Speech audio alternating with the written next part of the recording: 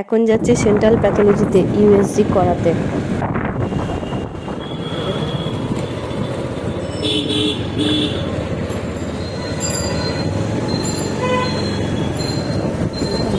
সদর হসপিটাল ছিল।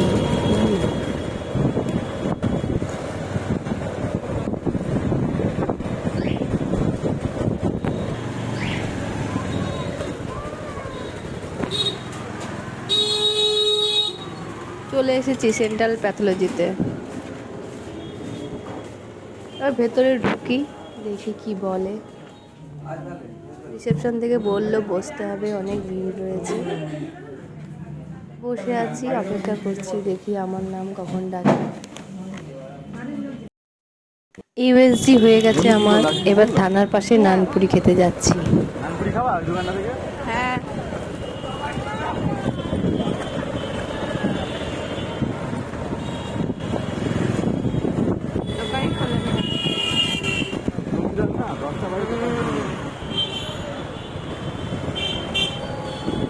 দোকানটা করে দিয়েছিল।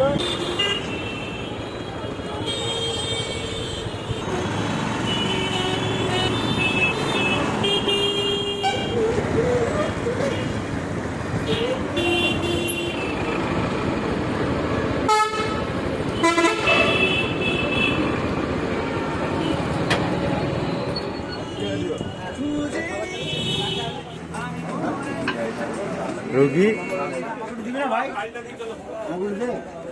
এবার বাড়ি যাওয়া যাক, বাড়ির পথে এবার। আর আগে একটু বেলেডাঙা বাজারে যাব, ছেলের জন্য একটু বিনস নেব, আমাদের জন্য সবজি আর মাছ নেব। না না বিনস তো ভালো হবে তো, বাচ্চাকে খাওয়াবে। পেঁয়াজ কিলি কত? সবই 15 টাকা। 200 দাও। 30 টাকা হলো, 60 টাকা।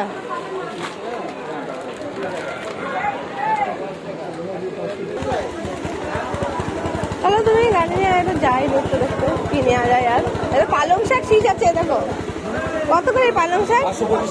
525।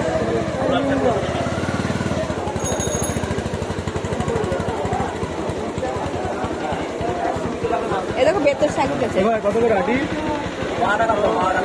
12 টাকা 12 টাকা শনিব।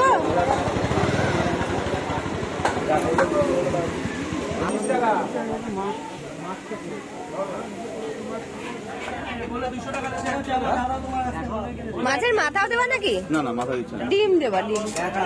তুমি ডিমের বড়া খাও? হ্যাঁ, আমার ডিম খুব ভালো লাগে, মাছের ডিম। আমি খালিদার কাছ থেকে পেটি নিচ্ছ তো? ভালো মাছ দিচ্ছিলাম তো, তুমি বুঝলে না।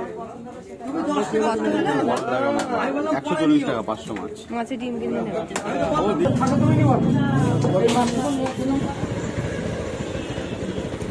এবার বাড়ি ফিরি, বাজার হাট মোটামুটি সবই কমপ্লিট, কিছু জিনিস বাকি আছে, সেটা পরে আমার বর গিয়ে নিয়ে আসবে। এখন বাড়ি যাচ্ছে, ওর ডিউটি আছে, ও বাড়িতে ফিরে স্নান খাওয়া দাওয়া করে ডিউটি যাবে। তো এই যে রেলগেট পড়ে রয়েছে, আমাদের কৃষ্ণনগরের বিখ্যাত রেলগেট, সবসময় পড়ে থাকে, তো উঠেছে। এবার বাড়ি যাচ্ছি।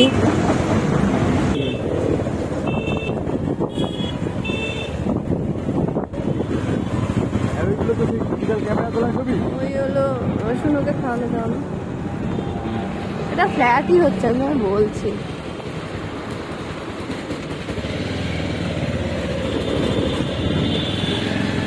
দেখলা ভাই বাদিকে